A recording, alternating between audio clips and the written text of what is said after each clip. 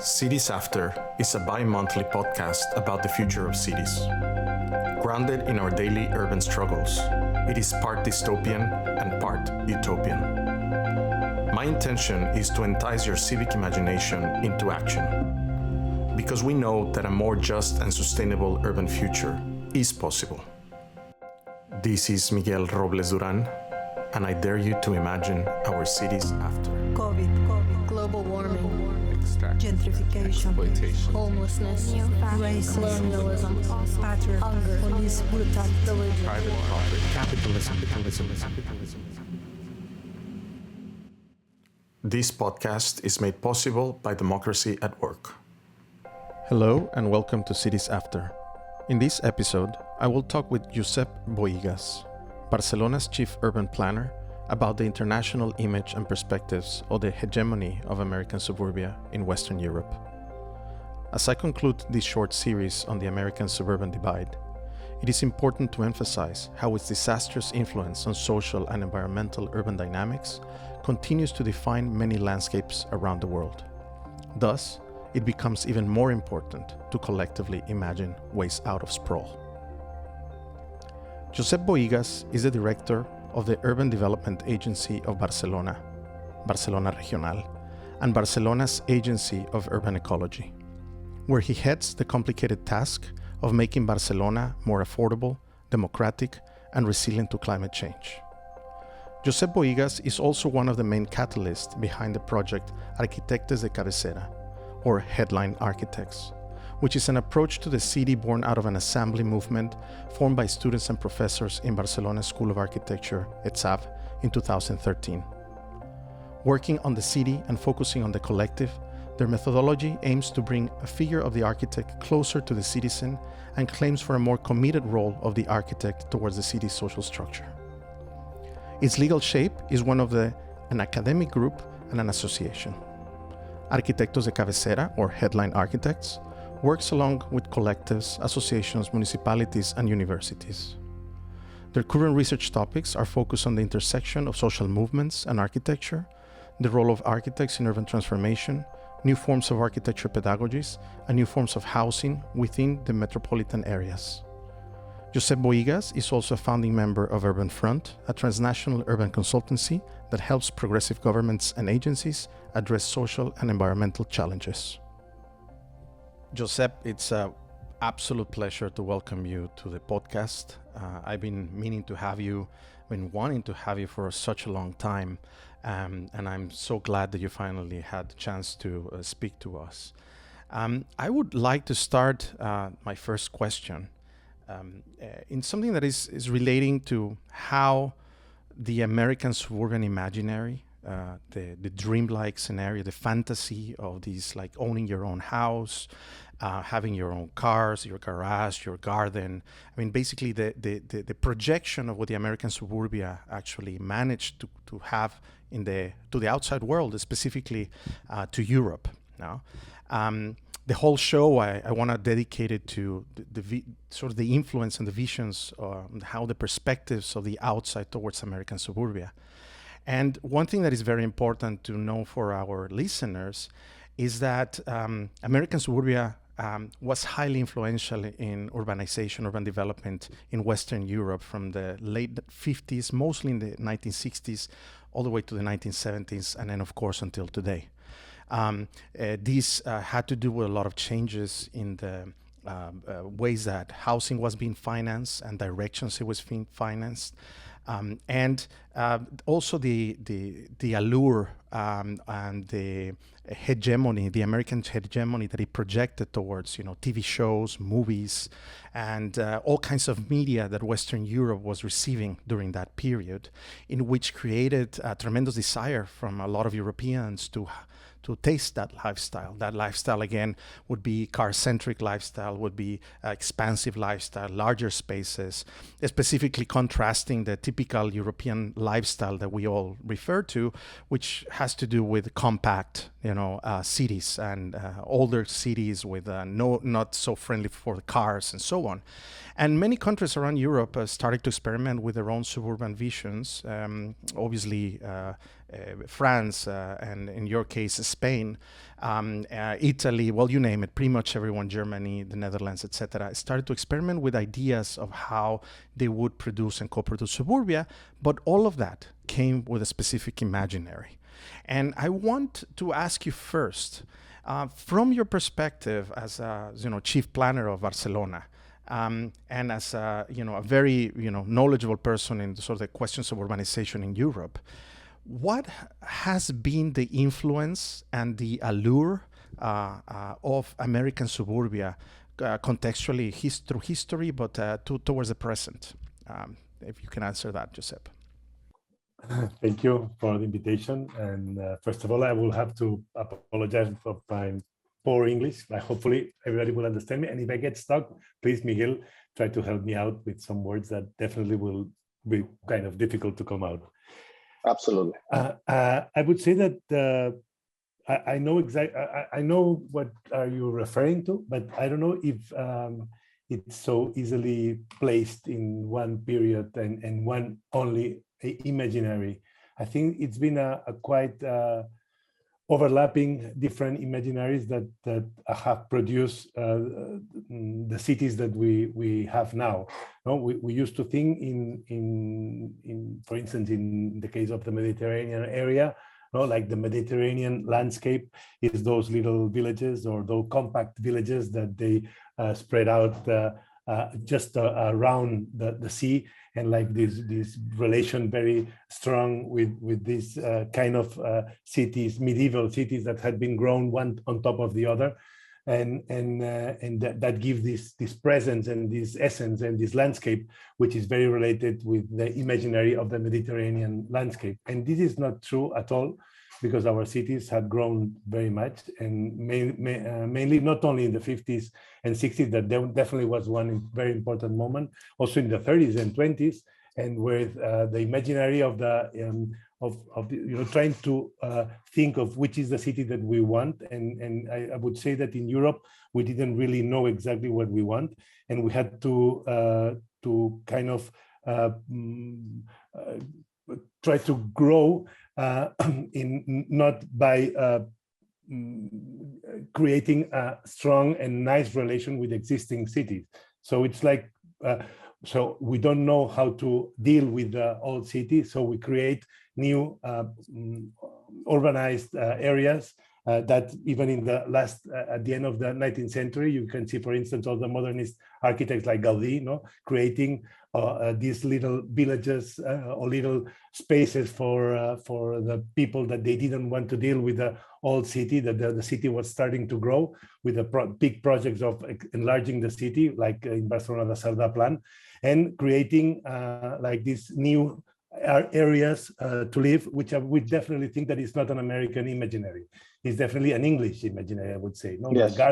The garden city, for instance, I would say it's a very strong imaginary around that period of moment, no, when the city started to grow. And with Cerdà, for instance, in this case, is the main architect or urbanist. Sorry, it's not he was not an architect; he was an engineer, but who designed the enlargement of the city. And he said this thing, which I think is very important, like he wanted to ruralize the city and urbanize the field, or trying to think about the territory as a whole one thing, which is ruralizing the interior of the city and colorizing the territory with urban spaces. So this idea that at that point, at the end of the 19th century and at the beginning of the 20th century, with the first immigrants, that they come very strongly to the city, I would say that the imaginary was not American. But then, of course, there's the second wave of immigrants during the 50s, 60s, and 70s, which definitely there. We grew that with the city. We expanded the city. We really create those little neighborhoods related with the Garden City of England. But then the hugest immigrant wave that came during the 60s and 70s and 50s. I would say that there is that point that still, without any model, urban model, we create new neighborhoods without really being connected with the city, and with in a very bad shape, and built in a very bad way. And I would say that there, what the excuse was definitely this imaginary of the American city, no? And with the car, of course, as the idea that tried to link everything, and it was not linked at all. Yes.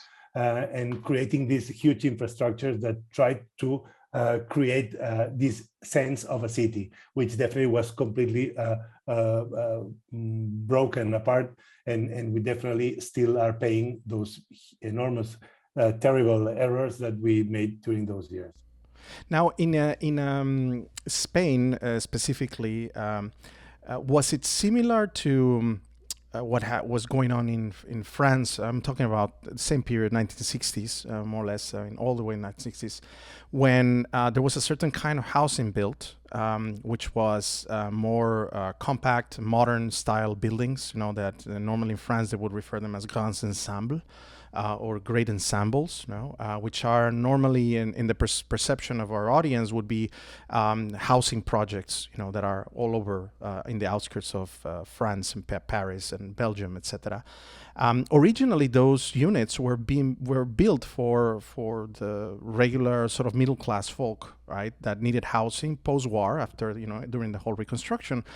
But then when they brought the immigrants, and it's so interesting that you mentioned that migration that Europe received in the 60s and 70s, because that was a period that it was decided that those housing projects were going to be for the migrants, and then the white middle class was the one that was going to live in the suburbs, right? Which is very strange, but it mimics very much, that sort of like segregated dynamics that happen in the United States similarly, as I put on in the first episode of this series. And so was it in that direction also in Spain or not? How was it?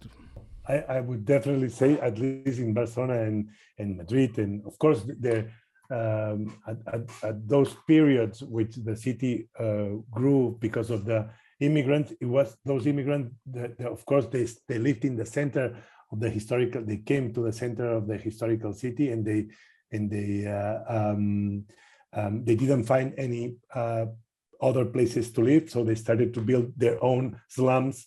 and that those slums, the government, they were trying to correct them by building new neighborhoods in the outskirts, and they took them out from the center and put them on these outskirts. And those are the real problems and suburbia problems that we have in our cities, because the rich people stayed at that point in the main avenues of the center or not really the medieval center, but the center of the 19th century, the enlarged part of the cities, that they were done in a very they were done and thought for them, and they were the workers that they came to afterwards. They didn't have place to live in those areas, so they had to build those other neighborhoods hidden from the center areas of the bourgeois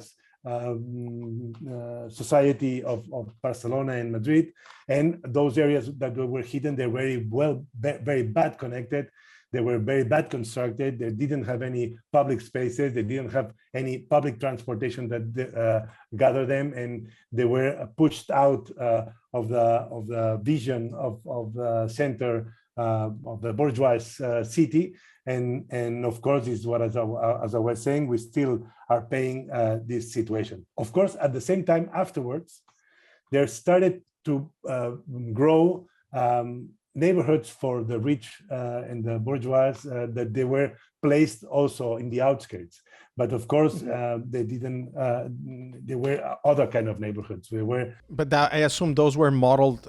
Those were modeled, I assume, around the idea of the American suburbs, or they had another, villas with a lot of space around, etc. Right. Yeah. Okay. Yeah. That would be. But I would say that the other one also is very but in another model of American villa, which is one was done with single houses and gardens around, and the other one was done with blocks, and they were very bad constructed, but with the same idea of disconnection, completely disconnected from the center cities. Yeah. So you would not say that the mimicking of what we call in the United States, there was a white flight, that the city centers were abandoned and then they moved towards suburbs because they're supposed to be the new way of life, the true American way of life. In Spain, it somehow that happened, but at the same time, the rich people or the bourgeoisie managed to retain spaces, and the suburbs somehow built also on that imaginary, but they were used also to push people out of the city center into the outskirts. Now, I wonder if you could explain a bit more that thing you've been saying a lot, which is like, now we're still suffering. You have said that a lot, and I think it will be very interesting for our audience to hear, what do you mean by that? As a chief planner of a city, what is it that you're suffering that is part of the legacy of these sort of suburban imaginary? There are now, of course, as I said, there was this first idea of building neighborhoods which were completely disconnected with these big blocks of people living there, which was even worse than the original problem that they were living in slums. They built that. No, they had the horizontal slums, and they will build up the vertical slums. But and those are still problems that we still see, and they are very, very strong. Of course, most of some of them after the democracy, when we start having democracy, there were the places where most of the projects had been done. So most of them, the metro got there, the buildings had been refurbished, the public spaces had been recovered, and because they didn't have any public spaces. So it's a thing that we started from in the 80s, and we still have a lot of work to do. Not maybe in Barcelona, but maybe in other neighbor cities that are around, that they still have a lot of problems in those terms. But then I would say that in the 80s also, with the democracy, started this other movement that maybe it's more related with American imaginary, which is rich people that just because we constantly build infrastructures, they start buying spaces around the city and creating this suburbia, which is not for the workers, but is for the middle class Spanish people. Those, I would say that we are now starting to see the big problems that we're going to have next years, when we won't be able to pay the gas for our cars to connect with everywhere. Also because they were disconnected, and the things that they have done is to create artificial centers with shopping malls, very much in the same as in the United States. So in the 80s and 90s, with democracy, we create a huge, terrible policy of consolidating those suburbia by creating those shopping malls, instead of maybe reorganize the territory and not depend on cars and on those artificial centers, which are not now we are very difficult to stand. So now we are dealing with these two things. One, to keep connecting with those neighborhoods for workers. That the good thing that is they are very dense, and that's a good thing, because then it's definitely easier to create infrastructures for them and to connect them to the old city. And then we have the other problem, which is to start dealing with this terrible problem, which is all those suburbia are going to be out of order in a few years. You can start seeing abandoned because they cannot pay to refurbish the roads or the connections or the gas stations or the shopping malls, and then we will start now to have like a very, very strong problem to how to deal with those suburbia now. But nevertheless, sprawl continues to to be a primary form of development. No, so it's very interesting because here the effect is the same in the United States, which is on one hand you have suburbs that are falling apart, that are just completely they're dilapidated, and but the majority of the housing stock that is being built in the United States at the moment is in suburbs too, right? So it's like some areas get abandoned, the other ones come back, and so forth. Regarding a lot of changes that happen in the economy, and that's what I was going to ask you next, which had to do with Spain suffered a huge 2008 financial crisis, shock. Right, you had large protests. The majority of them were focused on the housing thing, which is like Plataforma Afectados por la Hipoteca de Paz, which is one of the most famous social movements that came out of this. And you had other kinds of movements that were around people being dispossessed of their homes because they could not pay it. Where many of these homes, to my understanding, but I wish that you could explain a little bit more what they were precisely in suburbs, right? They were in the outskirts of the city. There were many of them by immigrants, many of the middle class populations. And a lot of these developments where people used to live are the ones that are right now abandoned, no? Or is there something else? I wonder if you could explain us a little bit what were the effects of that, in this. Yeah, but first of all, we have to think that they are not, those evictions are not for the single house suburbia. It's those neighborhoods which are dense, which are blocks, the blocks which are in places that, of course, with the very delicate areas that most of them, I would say that one of the places that have more evictions during those years, which is the neighborhood that had more evictions in all Spain, and I would say that was the most eviction in all Europe, was this neighborhood in Barcelona, which is a neighborhood built in the 70s with big blocks of workers that they were living there, and now that they were evicted from their houses because they couldn't pay. So it's a vertical suburb, basically. Vertical suburb, yeah. They're nothing to do with this American suburbia that we are talking. So in a way, the American suburbia imaginary, so that lifestyle continued to be appropriated mostly by the bourgeoisie, by the middle class, middle high classes of Spain. Or basically, they could pay, right? Yeah, but as I said, I think that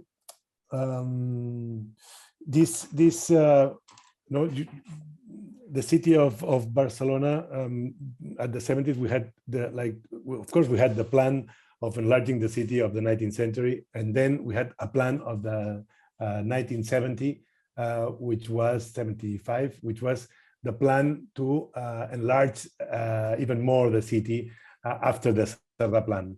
And that plan was definitely a plan to allow all this growing all around and connecting with all these little villages that they were further. And then the whole urbanization connects all these multi-centered areas, which are related with these all little villages that are around.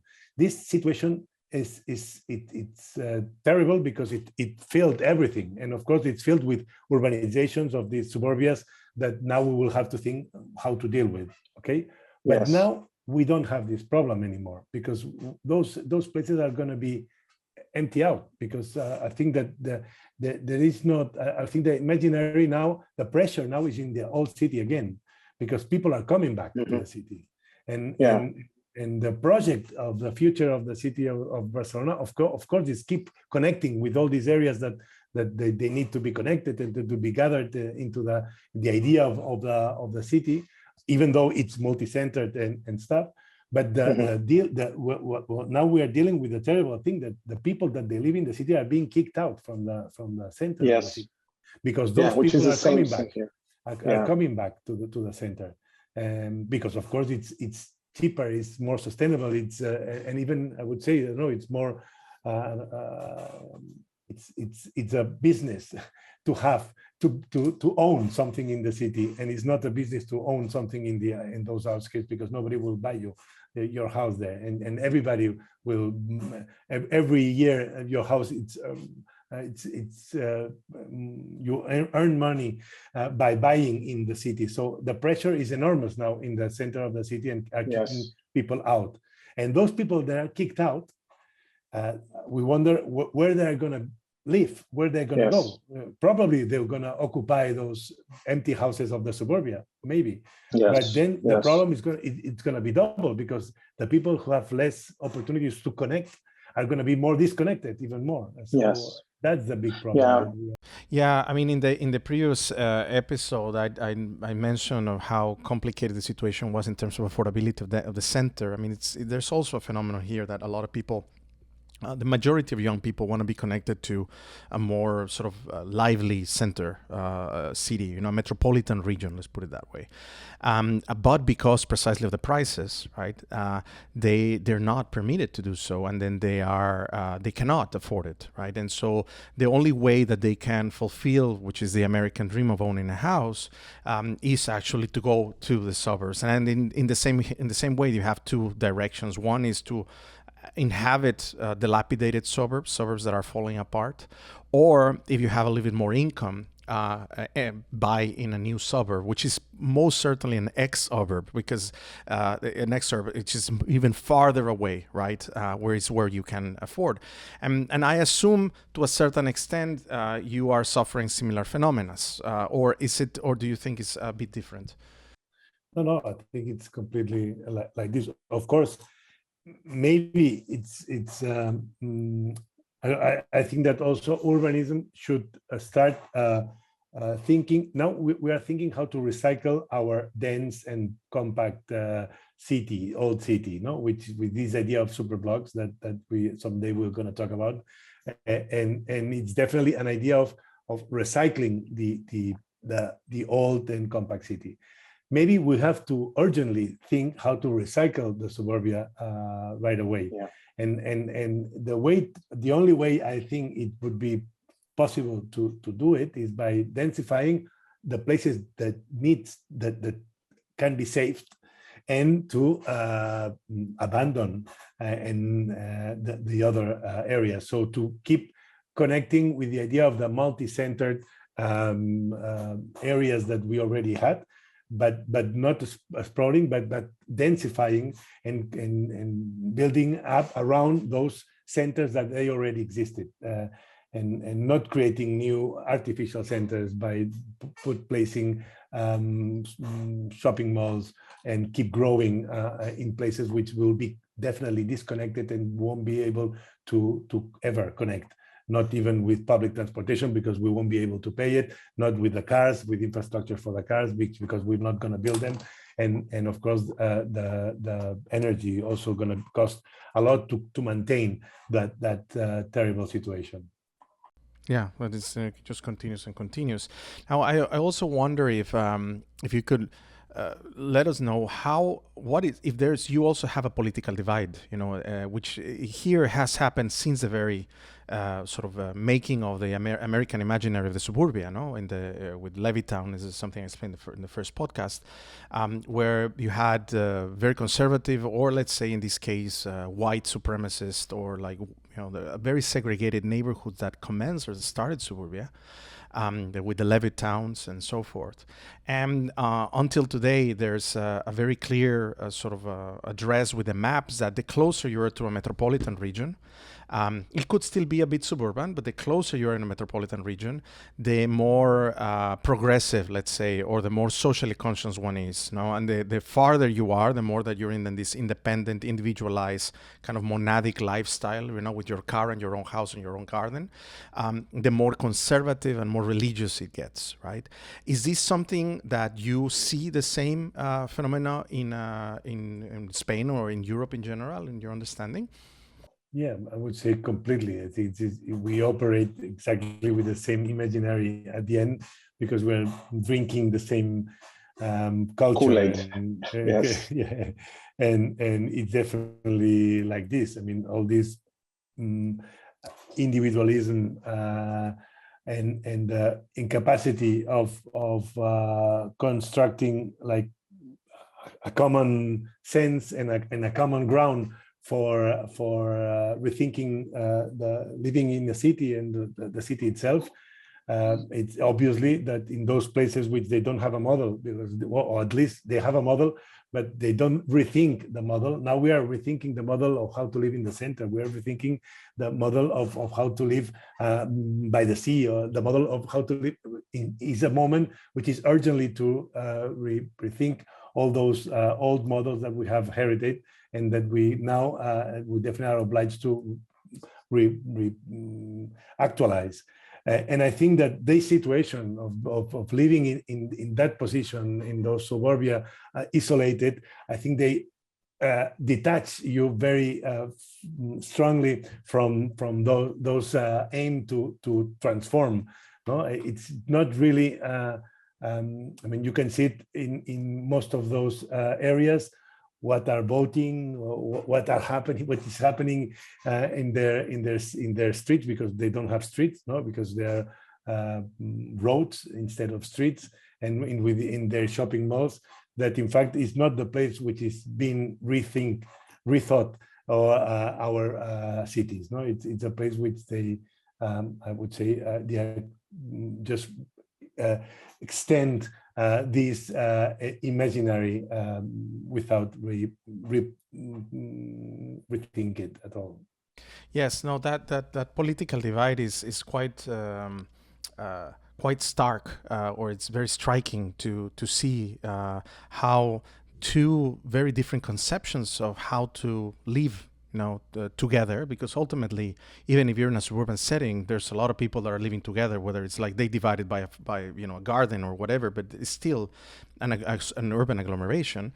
These two very distinct models have created such a strong divide to the point that that political parties unite on one side or over the other. No, density, of course, is something that it's being opposed by many conservative politicians and people, because that is not supposed to be the individual lifestyle, right? And then on the other hand, you have density, which is being promoted by that. I wonder that in Barcelona, because a lot of people are used to density, that might not be shown so well. But I think if you look at it in the Spanish or in the European panorama, it's very similar.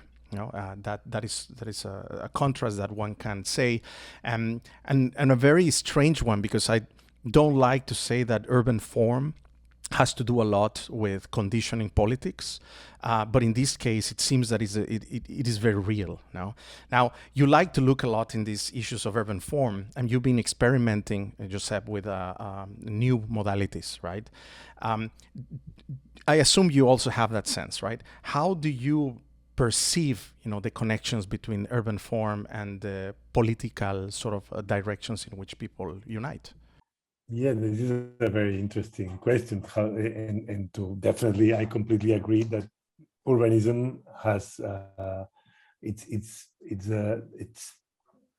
I would say it's the definition. One of the definitions of urbanism is shaping the city through ideology, and or say shaping the ideology through the city. It's both things, because of course it's a decision of how do we live. It's shaping, of course, the way we think, and we all agree that of course by isolating people in suburbia, you are creating one kind of people, very I don't know how you say it in English, docile, no? You kind of docile, easy going, like easy to manipulate, or what are you? Yeah, I would say that it's very easy when you move from your house to your car, the car to your office, the office to your car, and the car to your house. It's very simple itinerary that you know what's happening in each one of these points. You know which radio is listening when he's in the car, you know which television is listening, and you know everything that's going to happen during the whole day if you move, or you go to the Sunday to the shopping mall. So the movements are very clear. No, in Spanish you say en la calle te encallas, no, in the street you stuck, and stocking in the street, that means that you constantly face to the other others, and yes. To the others, yeah, and of course by creating spaces like plazas, streets, which you constantly know. Somebody said, well, Manuel de Sola Morales, an urbanist, saying that the main thing of cities are the corners. No, people would say the streets, the parks, the buildings. No, he said the corners, because it's in the corner which is the conflict, and it's in the conflict when you find solutions. So that's what I was saying before, that by living in a place without conflict, it's difficult to find for a new model, not for alternative. So I would say that living in the city, by confronting things that maybe you don't like, but every day you have to take decisions in each corner of your life, Yes. in each corner of your streets. It's full of decisions, of confronting peoples which they don't live like you, and of course not all the cities, not all the neighborhoods, but definitely the city. A complex city and a dense, complex, compact, and diverse city. It's very much interesting to confront and to deal with complexity that in the suburbia it doesn't happen, and it's impossible. At that point you can imagine nothing good comes out of that situation. Maybe in the garage you can invent software, but definitely in the streets of the city, it's a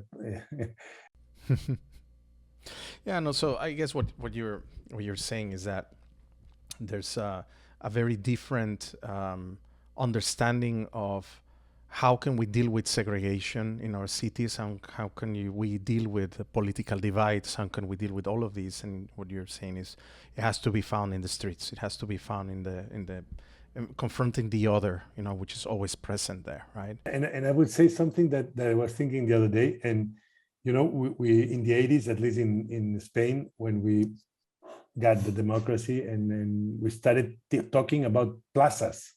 The plaza, the squares were the places to conquer. No, and it was very symbolic, because we couldn't gather more than 5 or 6 people around during the dictatorship. So the plaza was a perfect, the agora, no, the Greek agora, a place to talk and to discuss and to gather around. And I would say now we shift from plaza to street. I would say the street it represents more this time, because it's the war that we have now is with the cars that are occupying the connection, no, and the street. It's like the place that we have to reconquer. And I would say it's the place for the 21st century. No, the 20th century ended up with the imaginary of the plaza, and I would say that the 21st century it would have the imaginary of the street. So, as an urban planner, Josep, what are you doing to bring that imaginary? I mean, what are the main tools, or what are the main directions that you are pushing the city towards to bring back the city, the sort of the street as the important element, no, than place of gather? Well, as I said before, maybe of course the project of the super blocks and the super access that now we are dealing, which we're going to talk in about 2 months. I'm going to bring you back, right? And we're going to dedicate a whole episode on the questions of the super block, right? Which is something that a lot of people are talking about. And I would say that this is the main project of recycling the city that we are doing without demolishing any building. We are recovering millions of square meters, because we are taking them out, because we are taking cars out of the city, of the street, and then allowed people to gather there and to conquer those spaces. And as I would say, it's simple to say, it's cheap to do, at least in terms of tactical urbanism, but it's definitely a war. We open up a war. All these people that they live in the suburbia, they come to the city to work, and they hate us because we start taking cars out, because they wanted to go from their, as I said, from their house to the car, and to the car to the city, and then leave the car in the parking lot and go with the elevator to their office, and then do the same back every night. And now they cannot do it, because they will have to leave the car somewhere else. They will have to walk. We oblige them to start taking maybe the subway, taking the bus, and walk a little bit, and contact and connect with the real city of the people that walk, and not only the people that they go with their cars.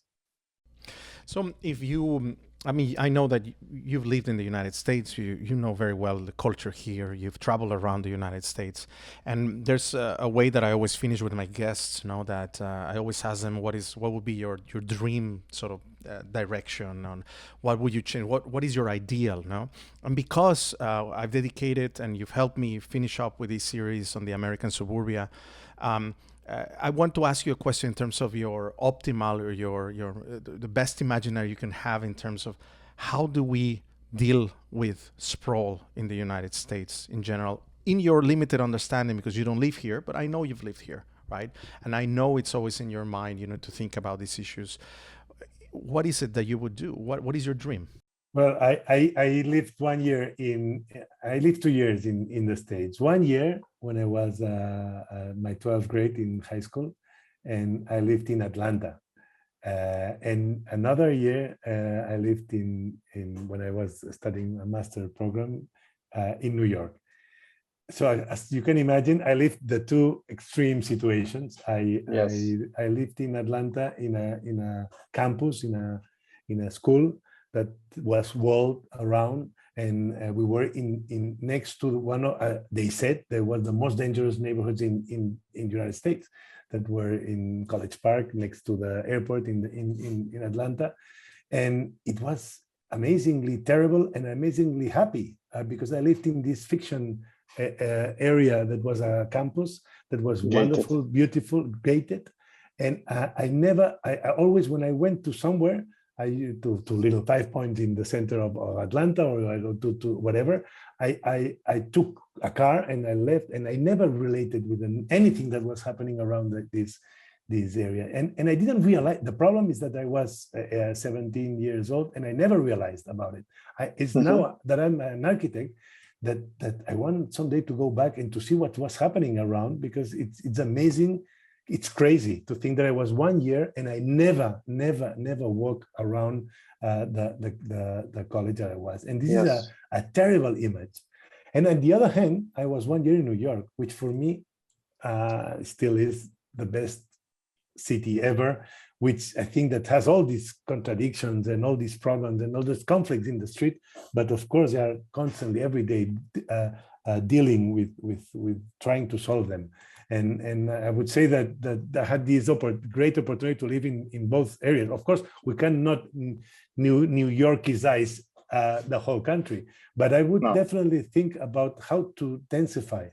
It's the only way. The only way is to really create and to believe that living one next to the other, touching. No, it's like, for instance, when you think about these terrible cities that we're building of buildings which are separated one to each other. No, we need to touch buildings one to each other and try to think that what's happening between us, between one building that is touching the other, which things can we share?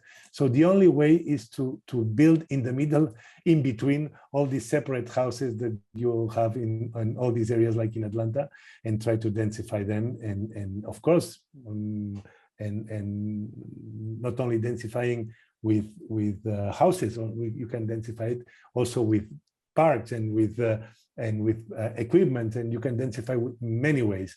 And this is the only way that I think it could be interesting to solve this problem. And the other one is to do it, of course, with mixture. And the only possibility is that don't do it only with people that they look the same, and try to force the conflict. And that when you go out from your house, it's very important that you find somebody who's not like you, not with your same color of the skin, not with the same work, not with the same anything. That's a beautiful ending. I mean, the cities should produce conflict, and we should engage with the contradictions.